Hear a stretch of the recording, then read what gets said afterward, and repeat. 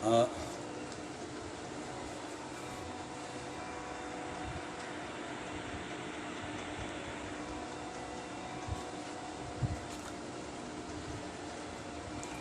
जय श्री राधे। क्षमा चाहूँगा, थोड़ा सा बटन अपने आप दब गया। जय श्री राधे, जय श्री कृष्ण। आइए हम लोग मनवंतर की चर्चा करते हैं इस सत्संग यात्रा में। ये श्रीमद् भागवत जन्माष्टमी के पावन अवसर पर आयोजित है और ये हमारे संतोष शर्मा जी के द्वारा संचालित और उन्हीं के परिवार के द्वारा उनके अपनी माता पिता जो माता लक्ष्मी शर्मा एवं पिता रामायण शर्मा की दिवंगत पुण्य स्मृति में आयोजित है। आप सभी इसमें जुड़े हुए हैं, इसका भरपूर आनंद आप प्राप्त कर रहे हैं। आप सभी को इसका श्रेय मिले और ये कामना करें कि दिवंगत आत्मा की शांति हो, उनको कल्याण प्राप्त हो, भगवत सन्निधि प्राप्त हो। इसी उद्देश्य से हम लोग ये कार्य संचालित कर रहे हैं। आइए हम लोग आगे बढ़ते हैं इस कार्य को संचालित के लिए। अष्टम स्कंद स्वयंभू मनवंतर की जो है 14 मनवंतर का वर्णन इसमें आता है पुराणों में। अलग अलग मनुओं का राज्य भी इस संसार में चलता है। स्वयंभू मनु स्वालोचित उत्तम तामस मनवंतर में गजग्राह का प्रसंग आता है। हमारा जीवन गजग्राह की तरह है। भव सागर में बड़े बड़े ग्राह मगरमच्छ रहते हैं। संसार में बहुत सी कठिनाइयाँ हैं। संसार में रहने के लिए हमें बहुत प्रकार की कठिनाइयों का सामना करना पड़ता है। जिस तरह से गजराज के प्रसंग से हम लोग ये जान सकते हैं। गजराज हम सभी हैं। हाथी की तरह हम लोग अपने आप को समझते हैं। हम किसी से कम नहीं आंकते हैं, चाहे छोटा हो चाहे बड़ा हो। हम सबको अपने सबसे बड़े ही समझते हैं। यही हमारा जीवन है। एक सरोवर में तामस मनवंतर की चर्चा में एक सरोवर में एक हाथी पानी पीने के लिए जाता है और दिव्य छटाओं से घिरा हुआ सरोवर, सुंदर हरियाली के बीच में हाथी अपने झुंडों के साथ पानी पीने के लिए जाता है। तो उनके साथ वाले हाथी तो पानी पीकर वापस बाहर आ जाते हैं, लेकिन जो एक मदोन्मत्त हाथी था, सबसे विशाल भारी भरकम शरीर वाला, वो पानी पीने के बाद अकेले ही जल में क्रीड़ा करने लगा। आजकल की भाषा में इसको कहते हैं एंजॉय करना। काम हो गया तो निकल के बाहर चलो और दूसरा अपना काम देखो। नहीं, काम तो हो गया, थोड़ा सा मनोरंजन करते हैं। अच्छा, व्यक्ति फंसता कब है? जब ज़्यादा मनोरंजन के चक्कर में होता है, ज़्यादा मौज मस्ती के चक्कर में जो आता है, तो कहीं न कहीं उसका पैर फंस जाता है। आज हाथी ने सोचा कि हम थोड़ा सा जल के अंदर हैं तो थोड़ा सा मस्ती कर लें, तो मस्ती करने लगा, जल को उछालने लगा चारों तरफ। जल जब फैलने लगा तो जल के जीव को मालूम पड़ा कि यहाँ कोई बाहरी जीव आया हुआ है। उसको पकड़ने के लिए वो मगरमच्छ हाथी का पैर पकड़ लेता है। हाथी के पैर पकड़ते ही हाथी छूटने का प्रयास किया, लेकिन सफल नहीं हो पाया। तो बहुत दिन तक दोनों लड़ते रहे, लेकिन न तो हाथी बाहर निकल पाया। जल में रहने वाला जीव तो उसको कोई फर्क नहीं पड़ रहा है और उसने मुंह से हाथी के पैर को कस के पकड़ रखा है। हाथी नहीं छूट पा रहा है। उसी बीच में हाथी ने देखा कि अब बस जऊ भरी सूण रहो जल बाहिर, जौ के बराबर सूण बाहर रह गया। अब मरने, सूण से श्वास लेता है, छोड़ता है, तो जब सूण पूरा डूब जाएगा तो हाथी तो मर ही जाएगा। तब उसके अंदर का ज्ञान प्रकट होता है। संकट में ही हमारे अंदर का ज्ञान प्रकट होता है, तब हम भगवान का स्मरण करते हैं। तो हाथी का अंदर का जो ज्ञान राशि थी अंदर की, वो खुल गई। इसका मतलब है हर व्यक्ति के अंदर ज्ञान भरा हुआ है, उस ज्ञान को जगाना पड़ता है। जगाने के लिए वेद उपनिषद के द्वारा उस ज्ञान को जगाया जाता है। तो इसलिए शास्त्र पढ़ने का विधान क्यों है कि आपके अंदर का जो ज्ञान है वो जग जाए।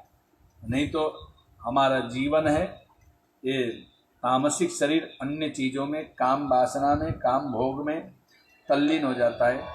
इसलिए आज ज्ञान जग गया, भगवान को पुकारा, नमो नमस्ते अखिल कारणाय निष्कारणाय अद्भुत कारणाय सर्वागमाम्नाय महर्णवाय नमो वर्गाय परायणाय। हे प्रभु, आप अखिल कारण जगत के हैं, आपको मैं नमस्कार करता हूँ और आप ही हमें हमारी रक्षा करते। नमो भगवते तस्मै यद एदा चिदात्मकम पुरुषाय अतिबीजाय परछाया धीमहि।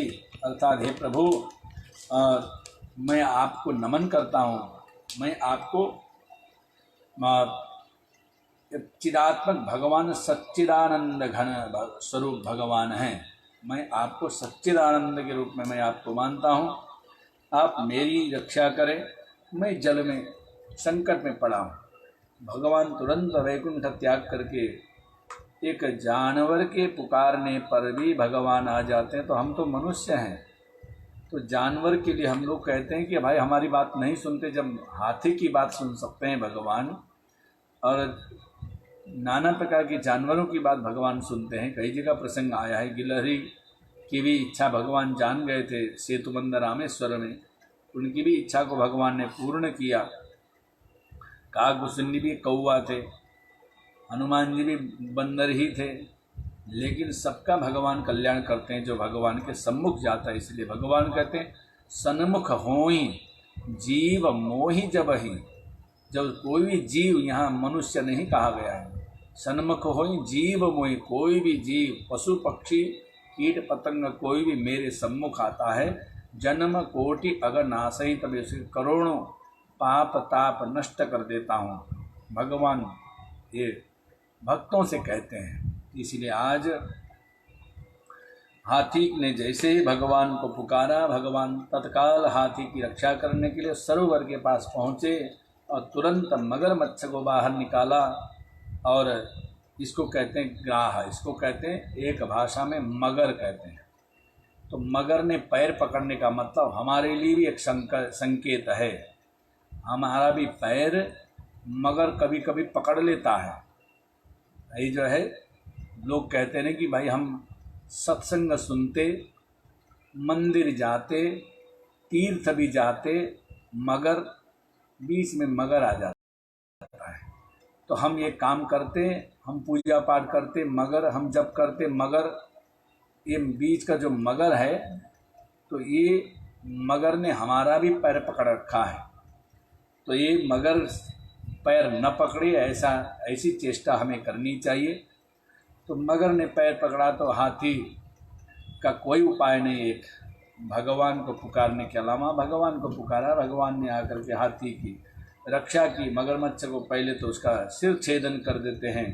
और जब भगवान ने हाथी ने जब कैसे पुकारा,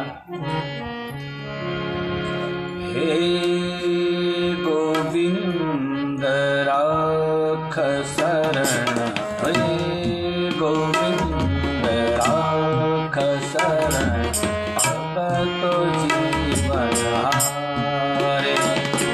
हे गोविंद राख शरण, अब तो जीवन हारे।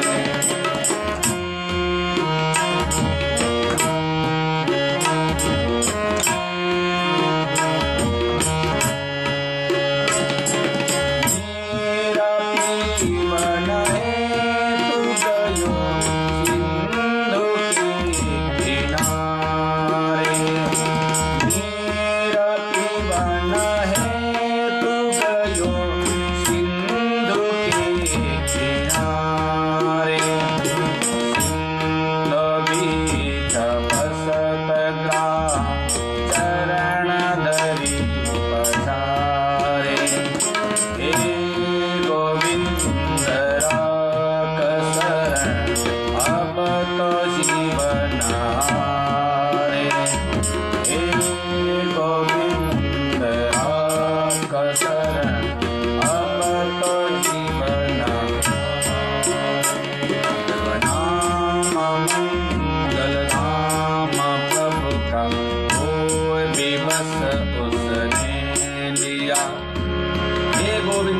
वो शरण है, मैं शरणागत हूँ। शरणागत की आप रक्षा करें। हमारे रेखा उपाध्याय वलसाड़ से, कृष्णा पोखरेल सिक्किम से आप भी प्रतिदिन जुड़ते हैं। यदुनाथ भंडारी नेपाल से आप भी जुड़ रहे हैं। पवित्रा भंडारी शायद लिंगसे से आप भी जुड़ी हुई हैं। आप सभी का हार्दिक स्वागत इसमें जुड़ने के लिए।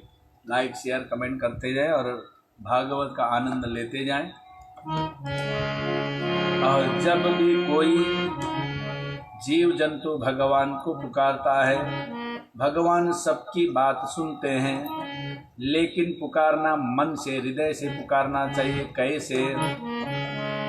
जब नाम मंगल धाम प्रभु का होए विवश उसने, जब नाम मंगल धाम प्रभु का होए विवश उसने, कोटि जन्मों के अगों का नाश तत्क्षण कर दिया।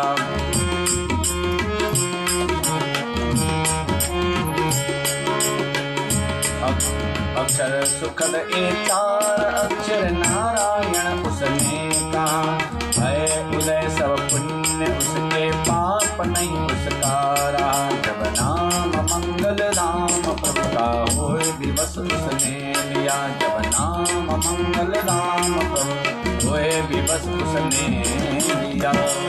मंगल नाम प्रभु का विवश होकर जब लिया, भगवान विवस्था में पुकारा गया नाम भी सुन लेते हैं। विष्णु खनाल जी अमेरिका से जुड़ी हैं, आप भी प्रतिदिन जुड़ती हैं। आपका भी इसमें हार्दिक स्वागत, अभिनंदन जुड़ने के लिए। तो हाथी का भगवान ने कल्याण कर दिया। और आगे वर्णन आता है, एक दिन दुर्वासा जी को अपमान करने से दुर्वासा जी नाराज होकर के देवताओं को, देवराज इंद्र को श्राप देते, तुम धन के मद में मतवाले हो गए हो, किसी का सम्मान भी नहीं करना जानते। तो ऋषि का अपमान सहन न कर पाने के कारण उनको जल्दी क्रोध आ, दुर्वासा जी को बहुत जल्दी क्रोध आ जाए। उन्हें क्रोध में श्राप दे डाला, तुम श्रीहीन हो जाओ। तुरंत इंद्र देवता श्रीहीन हो गए। राक्षस को मालूम पड़ा इंद्र कमजोर हो गया, तो चलो स्वर्ग में चढ़ाई करते हैं। देवताओं का तो यही नियम रहता है, राक्षसों का। देवता कमजोर हो जाए, श्राप मिल जाए तो तुरंत स्वर्ग में चढ़ाई कर दो, स्वर्ग में अपना कब्जा जमा लो। देवताओं ने स्वर्ग में अपना कब्जा जमाया और उसके दौरान देवराज इंद्र इधर घूमने लगे। ब्रह्मा जी के पास गए, प्रभु कुछ आप ही उपाय करें। ब्रह्मा जी ने कहा कि भगवान के पास चलो। भगवान ने कहा कि देखो ऐसा है, अहिमूसकवत, एक अहिमूस वाला सर्प और चूहा वाला एक किस्सा सुनाया कि एक पिटारी में सर्प बंद था और चूहा भी उसमें घुस गया। चूहा डर गया सर्प को देखकर। सर्प ने कहा कि अगर चिंता मत करो, मैं तुम्हें कुछ नहीं करूँगा, और तुम एक काम करो, तुम्हारे तीखे तीखे दांत हैं, तुम इस पिटारी को काट सकते हो और तुम भी निकल चलो, हम भी निकल चलते हैं। तो चूहे ने वैसे ही किया, उसके दांतों से उस पिटारी को काटा और काटने के बाद जब निकलना चाह रहा था, सर्प ने कहा कि तुमसे मैं बड़ा हूँ, पहले मैं निकल के देखता हूँ, अगर मैं निकल गया तो ठीक है, फिर नहीं तो दोबारा काटना पड़ेगा। तो सर्प ने क्या किया, अपना पूंछ वाला हिस्सा जो है, पतला वाला हिस्सा बाहर किया और निकलने के बाद जब पूरा शरीर बाहर और उसका मुंह अंदर रह गया, चूहे को गप्प से करके बाहर निकल के चला गया। अर्थात वहाँ चूहा को भी अपना उसका आहार भी कर लिया, उसका काम भी हो गया। तो भगवान देवराज इंद्र को एक कूटनीति समझाते हैं, अगर शत्रु ज़्यादा बलवान हो, इसी कूटनीति का प्रयोग करना चाहिए। जाकर के तुम पहले संधि कर लो, संधि करने के बाद जब बाद में अमृत मिलेगा तो तुम अमृत पीना, तो देवता लोग अमर हो जाएंगे, राक्षस सारे मारे जाएंगे। यही अहिमूसक वाला नीति अपनाया। यही देवराज इंद्र गया, राजा बलि राक्षसों के राजा थे, उनके पास संधि किया। संधि करने के बाद और समुद्र मंथन का उपक्रम शुरू हुआ। कथा प्रसिद्ध है, समुद्र का मंथन हुआ। समुद्र मंथन में 14 प्रकार के रत्न समुद्र से निकलते हैं। और 14 रत्न क्या है? श्रीमणिरम्मा वारुणी,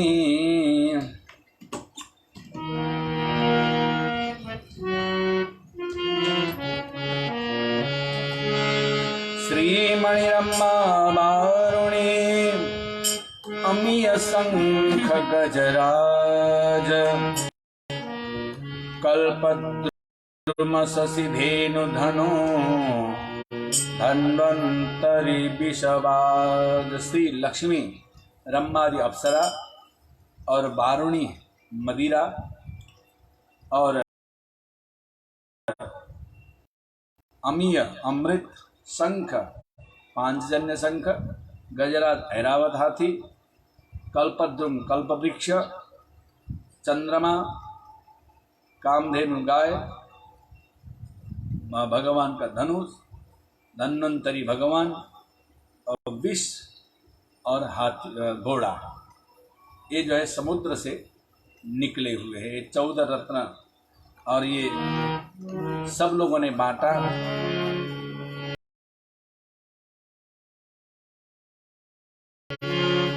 रत्न चतुर्दश जोली मिला लिया सभी ने बांट। लक्ष्मी जी स्वयं गई, श्री लक्ष्मी जी स्वयं गई नारायण के पास। 14 रत्न में सबने बांटे, लेकिन लक्ष्मी जी को अपनी इच्छा पर छोड़ दिया। लक्ष्मी जी आपकी इच्छा है, आप किसके पास जाना चाहती हो।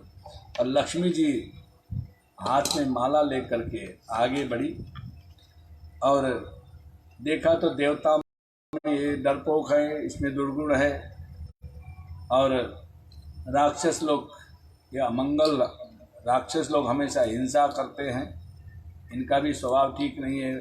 शंकर जी का भेष अमंगल है। ऋषि लोग तपस्या तो करते लेकिन क्रोध को नहीं जीत पाए और इनमें से मेरे योग्य कोई नहीं है। लक्ष्मी जी हाथ में माला लेकर के सोचती हैं कि मैं किसका वर्ण करूं, तो उसी समय में भगवान नारायण दूर बैठे थे, लक्ष्मी की तरफ ध्यान ही नहीं कर रहे थे। तो लक्ष्मी ने सोचा कि जो मेरी ओर नहीं देख रहा है वही मेरे योग्य है। जो लक्ष्मी के पीछे पड़ता है तो उसको चाहती है कि लक्ष्मी ज़्यादा हमारे पीछे मत पड़ो, जो हमारे पीछे नहीं है उसके पीछे लक्ष्मी पहुंच जाती है। भगवान ने लक्ष्मी की तरफ ऐसे मुंह घुमाया, लक्ष्मी जी ने तुरंत माला डाल दिया, लक्ष्मी नारायण का स्वरूप बन गया। बोलो लक्ष्मी नारायण भगवान की। अब यहाँ लक्ष्मी जी के प्राकट्य के बाद अब फिर अंतिम में अमृत मिला। अमृत लेकर के छीना झपटी हो गई, मैं पीऊँगा मैं पीऊँगा। लेकिन अब कौन अमृत पिए। जयंत लेकर के घुमा, 4 जगहों पर रखा, प्रयाग में, हरिद्वार में, नासिक, उज्जैन में, जहाँ पर अमृत कलश रखा गया था वहाँ आज भी अमृत का कुंभ मेला लगता है। इसको अमृत मेला, कुंभ मेला भी लोग कहते हैं। देवकी तिमसिना जी हमारी नेपाल से जुड़ी हुई हैं, आपका भी स्वागत है इसमें जुड़ने के लिए। और पद्माश्री जी जुड़ी हुई है, आपका भी स्वागत। विपिन पांडे भी, आपका भी स्वागत है। लच्छी वास्कोटा अमेरिका से आप भी नियमित श्रोता हमारे पहले से जुड़ी हुई है। आप सभी का हार्दिक स्वागत अभिनंदन करते हैं इस भागवत सत्संग यात्रा में जुड़ने के लिए। तो लक्ष्मी जी भगवान के पास और अमृत 4 जगहों पर रखा। आज भी अमृत का मेला लगता है, कुंभ मेला। बाद में भगवान ने देखा कि झगड़ा हो रहा है तो भगवान ने मोहिनी अवतार धारण किया। मोहिनी रूप भगवान ने कैसा मोहिनी रूप बनाया। मोहिन रूप मूरत मोहिनी मूरत नारी स्वरूपा। मोहिनी मूरत नारी स्वरूपा। अंग अंग में विसव्यापत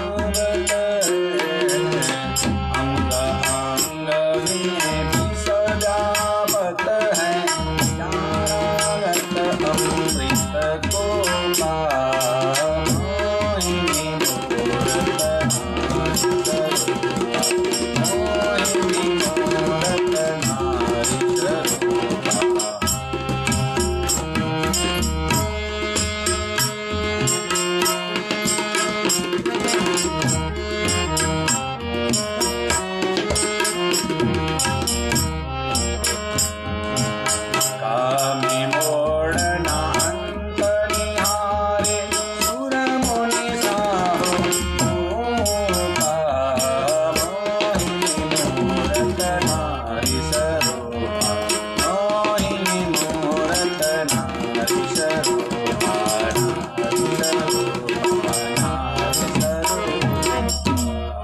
मोहिनी मूर्त नारी स्वरूप भगवान ने स्त्री का अवतार धारण किया।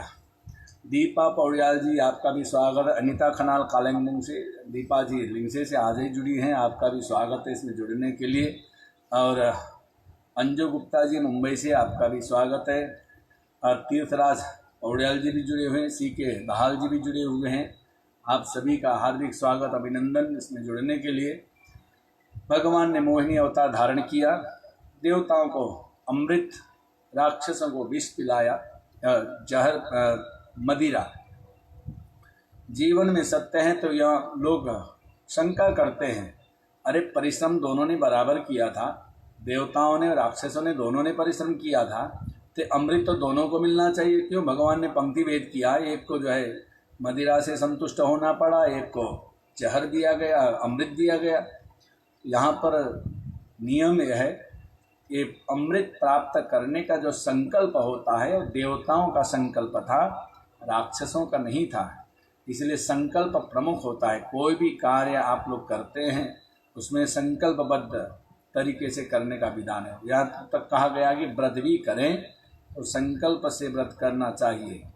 तो संकल्प देवताओं का था और संकल्प के आधार पर उनको इसका लाभ मिला। राक्षसों का तो ऐसे कोई खास संकल्प था नहीं, इसलिए राक्षस इससे वंचित रह गए। तो बाद में राहु बीच में बैठ करके अमृत पिया चोरी से, उनका भी सिर काट दिया गया, एक धड़ अलग सिर अलग, फिर भी उसमें जीव रहा।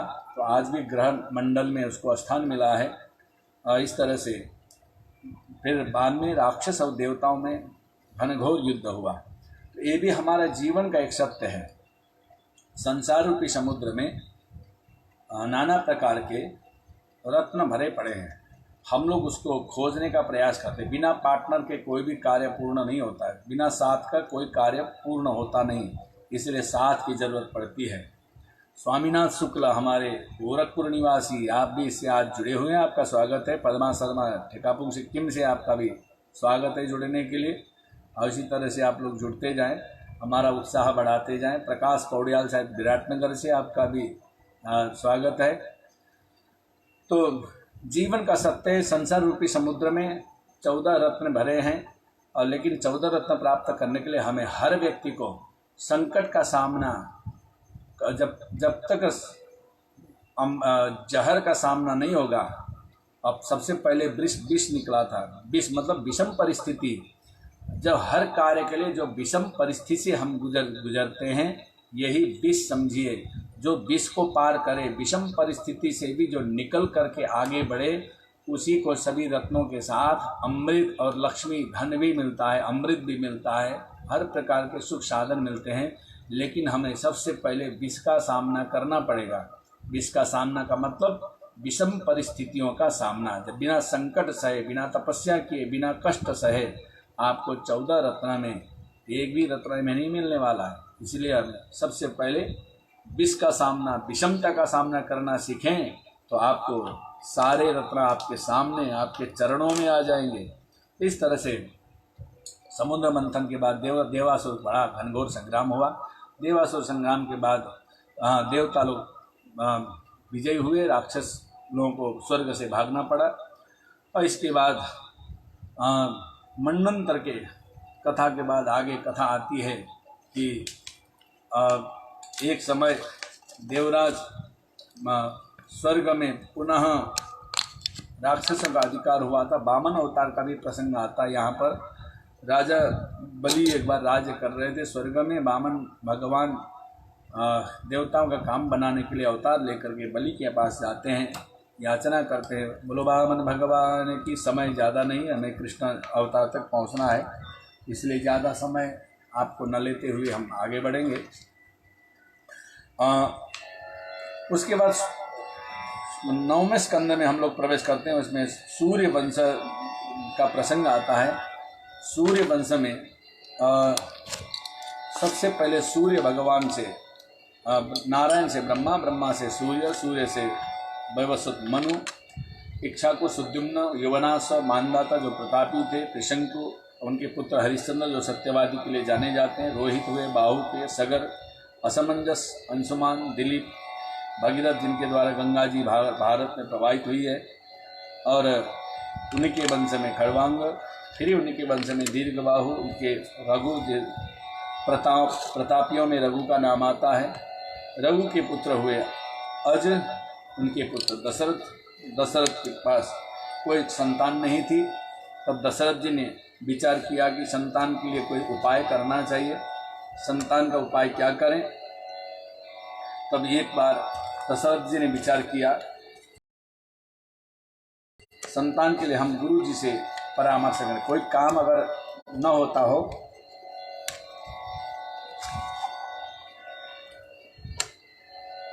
काम अगर न बनता हो तो गुरु से परामर्श कर लेना चाहिए। गुरु जी से परामर्श करने गए दशरथ। एक बार चिंतन करने लगे, एक बार भूपति मन माही,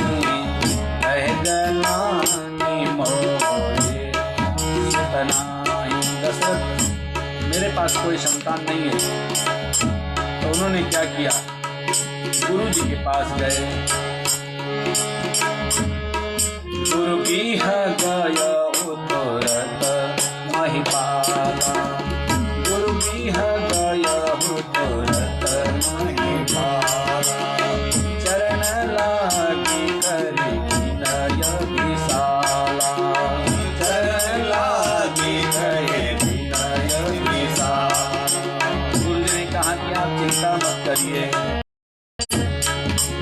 आप धैर्य धारण करें। आपके घर में एक नहीं 4 संतान होने वाले हैं। इसलिए उन्होंने एक यज्ञ कराया। यज्ञ के द्वारा अग्निदेव ने हवि लेकर दशरथ को दिया। दशरथ ने हवि को वितरित किया। सभी रानी को हवि वितरित किया तो उसी में उनको गर्व रह गया। समय आने पर भगवान राम का अवतार का समय आया। कौन सा समय में, चैत्र महीना में नवमी तिथि को भगवान प्रकट होते हैं। नवमी तिथि मधुमास पुनीता, शुक्ल पक्ष अभिजित हरिता। नवमी तिथि मधुमास पुनीता, शुक्ल पक्ष अभिजित हरिता। मध्य दिवस अति शीतल धामा, मध्य दिवस अति शीतल। नवमी तिथि मधुमास, मधुमास कहते हैं चैत्र के महीने को मधुमास कहा जाता है। चैत्र के महीने में नवमी तिथि को, चैत्र शुक्ल पक्ष में भगवान राम प्रकट हुए। राम प्रकट होने के बाद और 4 राम, भरत, लक्ष्मण और शत्रुघ्न, ये 4 कुमार दशरथ के यहाँ हुए। और चारों शील स्वभाव, चारों शील रूप गुण धामा, शील रूप गुणों के धाम, गुणों के भंडार। और तदपि अधिक सुख सागर रामा, भगवान तो सुखों के सागर ही लगते थे। वैसे तो सभी बच्चे सबके सुख के सागर ही लगते हैं। जब भी छोटे बच्चे होते हैं ना तो बड़े सुखों के धाम लगते हैं। जब भी बच्चे दिखाई पड़ते हैं तो मन में प्रसन्नता छा जाती है सबके अंदर। तो अच्छा, बच्चा जीव जंतु, कोई जीव जंतु के भी बच्चे हों तो भी लोग खुश हो जाते हैं, ये देख करके प्रसन्नता आ जाती है। तो अर्थात भगवान जहाँ पर संसार में अवतार थे, सुख सागर धामा, सुख सागर के धाम ही थे भगवान। तो इसलिए बचपन में कुछ समय घर में बिताने के बाद गुरुकुल में अध्ययन के लिए गए। वशिष्ठ आश्रम में वापस आकर के उनको राज्याभिषेक के लिए मनोनीत हुआ। और उसी समय में विश्वामित्र अपने यज्ञ रक्षा के लिए ले गए बक्सर में। वहाँ से जनकपुर में जाकर के सीता जी के साथ उनका विवाह संस्कार संपन्न होता है। वापस अयोध्या में बड़े धूमधाम से उनका स्वागत होता है। प्रजाओं ने कहा कि भगवान राम को ही राजा बनाया जाए, युवराज बनाया जाए। उसी बीच में अभिषेक के दौरान कैकेयी ने पुराना वरदान को लेकर वहाँ पर आपत्ति की, नहीं हमें राम को वनवास, भरत को राज्य देना है। राम को वन के लिए और अनुमोदन हुआ। राम लक्ष्मण और सीता तीनों वन को जाते हैं। वन में नाना प्रकार के कष्ट सहन करते हुए उसके बाद सिंहबेरपुर, प्रयाग में भरद्वाज ऋषि के आश्रम में, फिर गंगा पार करके अक्षयवट, चित्रकूट में निवास और दंडकारण्य में प्रवेश, फिर पंचवटी नासिक में निवास, सीता जी का हरण और जटायु का मरण, सुग्रीव से मिलन, हनुमान सुग्रीव इत्यादि से मिलन, और उसके बाद लंका में जाकर सीता जी का पता लगाना हनुमान जी के द्वारा, फिर सेनाओं के साथ लंका में जाना, रावण के साथ युद्ध करके वापस अयोध्या में आना, और उसके बाद राज्याभिषेक। ये जीवन का सत्य है। अवध का मतलब होता है हमारा जीवन ही अवध है, जहाँ पर युद्ध न हो, इसी को अवध कहते हैं। अयोध्या कांड में एक भी युद्ध का प्रसंग नहीं है रामायण में, और जहाँ पर युद्ध न होता उसी को अवध। हमारे वकील साहब अजीत चंद्रकांत पांडे जी वलसाड़ से जुड़े, आपका भी स्वागत है इसमें जुड़ने के लिए। और शास्त्री रामनारायण जी मिश्रा जी भी जुड़े हुए हैं, हमारे सीता बिस्टर नेपाल से, आपका भी स्वागत है इसमें जुड़ने के लिए। संजय पांडे जी हमारे मित्र, दिनेश द्विवेदी जी, सुंदरी मिश्रा काठमांडू से, पीवी मिश्रा जी जुड़े हुए हैं, आप सभी का हार्दिक स्वागत इसमें जुड़ने के लिए। और राज्याभिषेक जीवन में हम सभी चाहते हैं कि राज्याभिषेक हो, राम राज्य की स्थापना हो। राम राज्य की स्थापना के लिए रावण जैसे अहंकार को, कुंभकर्ण जैसे लोभ को, ईर्ष्या को, द्वेष को जब तक हमारे जीवन से नहीं मारेंगे तब तक हमारे जीवन में, इस अयोध्या रूपी शरीर में राम राज्य की स्थापना नहीं होती। अवध का मतलब जिसका युद्ध से परहेज। चाहे सिंह बहुत रोज हिंसा करने वाला सिंह भी अपने लिए हिंसा नहीं चाहता, दूसरे के लिए भले चाहता, लेकिन अपने लिए वो भी अहिंसक ही चाहता है। तो ये जीवन का सत्य है। तो हमारा शरीर एक प्रकार से अवध है। इसमें राम राज्य की स्थापना करने के लिए रावण, कुंभकर्ण इत्यादि अहंकार और लोभ, ईर्ष्या, द्वेष, ये सभी रावण की सेनाएं हैं। जब तक हमारे जीवन से मरेंगे नहीं तब तक हमारे जीवन में राम की राज्य की स्थापना नहीं होगी। उसी के बाद आगे आता है चंद्रवंश का वर्णन। नारायण से ब्रह्मा, अत्रि, सोम, बुध, पुरुरवा, नहुष, ययाति और इन्हीं से कृष्ण, कुश, सात्विकी, बाहु, देवक, देवमित, वसुदेव, ये सब भगवान कृष्ण के पूर्वज हैं सूर्यवंश और चंद्रवंश में। और कथाएं तो बड़ी लंबी है, ऑनलाइन में एक आध घंटे में इसका पार पाना संभव नहीं है, फिर भी संक्षिप्त जितना हो सके आप लोगों को हम सुनाने का प्रयास करेंगे। आज जन्माष्टमी भी है, कृष्ण कथा वैसे सुननी चाहिए। तो भगवान प्राकट्य होने के पहले कहते हैं कि अतिशय देखी धर्म कई ग्लानि। जब पृथ्वी में पापाचार, अत्याचार, कंस इत्यादि आतंकियों का आतंक जब बढ़ने लगा तब धरती भी परेशान हो जाती है। तो पृथ्वी भी गौ का रूप धारण करती है। पाप पीड़ित गौरूप धरती गई आकाश, ब्रह्मादि सब देव गए नारायण के पास। ब्रह्मादि सब देव गए नारायण के पास। नारायण श्रीमन नारायण, नारायण श्रीमन नारायण। धर्म की रक्षा हेतु अब चलो सभी मेरे साथ। बस में ब्रज में वसुदेव देवकी से लूंगा मैं अवतार। श्रीमन नारायण भजमन नारायण, श्रीमन नारायण भजमन नारायण, श्रीमन नारायण भजमन नारायण। पाप पीड़ित धरती में पापाचार। हमारे संजय पांडे जी न्यू बम्बई निवासी कहे कि 5 मिनट में राम कथा।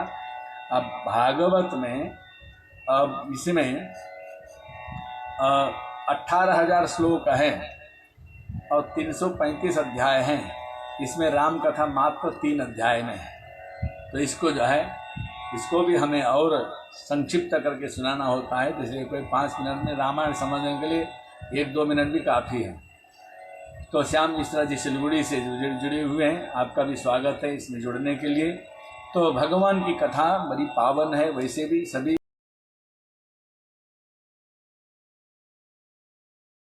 और जीवन में ये सत्य है, भगवान कृष्ण कब आते हैं? पहले राम आते हैं, उसके बाद कृष्ण आते हैं। इसका मतलब होता है जब तक राम मर्यादा नहीं होगी, मर्यादा के बाद ही भगवान का आगमन होता है। मर्यादा मतलब पुरुषोत्तम राम और प्रेम पुरुषोत्तम भगवान श्री कृष्ण। इसलिए भगवान राम पहले आते हैं और कृष्ण बाद में आते हैं। इसलिए भगवान ने भी ये नियम रखा है कि मैं भी आऊँगा तो मर्यादा के बाद ही आऊँगा। इसलिए राम आने के बाद कृष्ण आते हैं। और रामनवमी को राम हुए थे, इसलिए 9वें स्कंद में भगवान राम का प्रसंग है और 10वें स्कंद में भगवान कृष्ण का प्रसंग है। इसलिए कृष्ण के आगमन के पूर्व धरती ब्रह्मा जी के पास गई। ब्रह्मा जी सभी देवताओं को लेकर के नारायण के पास गए। नारायण ने कहा कि मैं धर्म की रक्षा के लिए मैं धरती में आऊँगा, वसुदेव देवकी के गर्भ में मेरा आगमन होगा। तो ब्रह्मा जी ने सभी देवताओं को बताया कि भगवान आने वाले हैं, आप ब्रजमंडल में जाकर और अलग अलग जीव जंतु के रूप में मनुष्य बने, कोई जीव पशु पक्षी भी बन सकते हैं। भगवान का आप लोग सहयोग कर सकते हैं, भगवान का सानिध्य आपको मिल सकता है। सारे देवी देवता वहाँ पर गोपियाँ बनकर ब्रजमंडल में जीव जंतु पशु पक्षी पेड़ पौधे भी बन जाते हैं। तो ये सब बन करके वृंदावन में सब अवतरित होते हैं। उसी समय में भगवान ने भी आगमन के लिए अपनी तैयारी की। और भगवान जब आने के लिए क्या करते हैं? अतः सर्व गुणोपेत काल परम शोभना। तो समय को बड़ा अनुकूल बना देते हैं। भगवान की कुंडली में न तो मूल दोष है, न तो काल सर्प दोष है। भगवान राम की कुंडली हो, भगवान कृष्ण की कुंडली हो, इनकी कुंडलियों में कोई दोष नहीं रहता। सभी ग्रह अच्छे अनुकूल बैठते हैं, कोई प्रतिकूल ग्रह नहीं है। क्योंकि भगवान हर अवतार में भगवान अपने द्वारा तपस्या जरूर करते हैं। तो प्रारंभ में सनकादिक भी आज भी तपस्या कर रहे हैं। भगवान के 24 अवतार में एक अवतार हैं। नर नारायण आज भी तपस्या में लीन है। इसका मतलब है कि हमेशा भगवान कहीं न कहीं तपस्या को प्रधानता देते हैं। तो आज भगवान का जो प्राकट्य समय है उसमें ग्रह नक्षत्र सभी अनुकूल हैं, ग्रह भी उनको कष्ट पहुंचाने वाले नहीं हैं। आप संजय शंका भी कर रहे हैं कि ऑनलाइन, इस युग में भी ऑनलाइन भी संभव है। देखिए ये सब भगवान की कृपा है। भगवान ने किसी न किसी को प्रेरणा दी होगी कि यह ऑनलाइन मोबाइल बनाने की प्रेरणा भी शायद भगवान ने दी होगी। क्योंकि भगवान के बिना तो पत्ता भी नहीं हिलता, इसलिए इसको भगवान से हट करके नहीं देखा जा सकता है। भगवान और मनुस्मृति में महायंत्र प्रवर्तनम करके उसमें दिया गया है। मनु महाराज ने कहा कि हमारा कलयुग का जो युग है ये यंत्र युग होगा और उस महायंत्र सभी महायंत्रों के द्वारा ही कार्य संपन्न होगा। सत्ययुग मंत्र युग था, त्रेता युग शस्त्र युग हुआ, द्वापर युग तंत्र युग था और कलयुग यंत्र युग है। इसलिए यंत्र युग में यंत्र की प्रधानता होगी और यंत्र की प्रधानता से अगर कार्य हो रहा है, इसमें कोई अतिशयोक्ति नहीं होनी चाहिए, मेरा ऐसा मानना है। तो असल में मोबाइल बनाने की बुद्धि या यंत्र बनाने की बुद्धि भी कहीं न कहीं भगवान ने प्रेरणा दी होगी, जिन्होंने निर्माण किया होगा। हो सकता है कि भगवान दोनों के लिए प्रेरणा देते हैं, विनाश के लिए भी प्रेरणा देते हैं और उत्थान के लिए भी प्रेरणा देते हैं। इसीलिए और हमारे वकील साहब ने इसको उत्तम ही देखिए, समय के हिसाब से अगर हम धर्म में जिस किसी को जोड़ते हैं वो कार्य उत्तम होता है। और इसे हमने धर्म में जोड़ के रखा है, सत्संग से जोड़ के रखा है, इसी का कल्याण हो रहा है, दूर दूर से जुड़ा है। तो इसलिए इसको अतिशयोक्ति नहीं होना चाहिए, नहीं मानना चाहिए। अगर धर्म से जुड़ा है तो कोई भी चीज़ सार्थक ही है। तो हमारे धना सुवेदी जी अमेरिका से भी आप जुड़ चुकी हैं, पहले भी आप रह चुकी हैं कथा में, और पिछली बार भी हमने ऑनलाइन किया था तो आप लोग जुड़े थे। अब ये सत्संग जो कथा चल रही है, हमारे चारकोट निवासी संतोष शर्मा जी के परिवार अपने माता पिता जो माता लक्ष्मी देवी और पिता रामायण शर्मा जी का दिवंगत आत्मा की कल्याणार्थ चल रहा है, इसमें आप लोग आनंद ले रहे हैं। और यजमान भी यदा कदा जुड़ जाते हैं, वो बहुत व्यस्त रहते हैं। तो इस कथा में भगवान प्राकट्य होगा। भगवान के प्राकट्य के बाद और भगवान वसुदेव देवकी के घर में आए। सबसे पहले तो कंस ने विवाह के लिए वसुदेव को अपने कन्या का विवाह किया, और विवाह के बाद स्वयं विदाई करने जा रहा था। उस समय आकाशवाणी हुई, कंस जिसकी विदाई कर रहे हो उसके आठवीं संतान तुम्हारे लिए काल है, काल होगा। कंस ने अपनी पत्नी बहन को मारना चाहा, वसुदेव जी ने रोका, और वसुदेव जी ने कहा कि मैं आपको वचन देता हूँ, इनके 8वीं संतान मैं आपको सुपुर्द कर दूंगा। कंस ने छोड़ दिया। देवर्षि नारद ने कहा कि देवताओं की गिनती बड़ी अटपटी है, कमल का फूल लिया इस 8वीं पंखुड़ी को, इसको बताओ कौन सी पंखुड़ी पहली है। तो हर पंखुड़ी पहली हो सकती है, हर पंखुड़ी 8वीं हो सकती है, तो एक देवताओं की गिनती है, तो इसलिए कोई भी संतान छोड़ना मत। तो इस तरह से कंस ने जो पहली संतान, दूसरी संतान, धीरे धीरे सभी संतानों का और नष्ट कर दिया। 7वीं संतान के रूप में बलराम जी थे, उनको भगवान ने रोहिणी के गर्भ में स्थापित करके, और 8वीं संतान के रूप में भगवान जेल में पहुंच जाते हैं।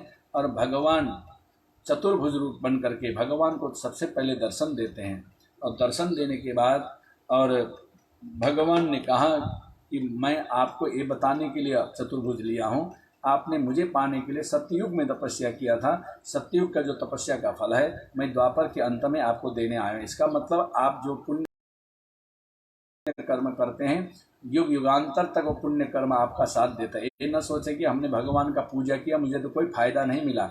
हो सकता है कि आपको इस युग में फायदा न मिले, दूसरे युग में मिले, तीसरे युग में मिले, कहीं न कहीं आपको उसका फायदा अवश्य मिलता है। इसलिए भगवान का प्राकट्य अभी तो रात को 12 बजे होगा, और भगवान चतुर्भुज रूप में बन करके आए हैं। तो अभी आज भगवान का जन्मोत्सव भी मनाना है, एक जगह भजन कीर्तन भी रहेगा। तो अब मैं आप लोगों को बाद में इसका जन्मोत्सव का भजन मैं बाद में सुनाऊंगा। आज अभी प्रकट जब 12 बजे के बाद भगवान प्रकट होंगे, अभी प्रकट करना उचित नहीं है। भगवान मात्र चतुर्भुज बन करके आए हैं। तो आज इस कथा को यहीं पर हम विराम देते हैं। आप सभी इसी प्रकार से जुड़ते रहें। कल 7 बजे से कथा होगी, और इसके आगे की कथा हम कल करेंगे। और हो सकता है कि रात को आपको भजन का भी हम थोड़ा सा लाइव करेंगे। आज जन्मोत्सव का जो भी जुड़ना चाहें, रात को भजन में आप लोग जुड़ सकते हैं। बोलो भागवत भगवान की जय हो। सभी को बहुत बहुत धन्यवाद।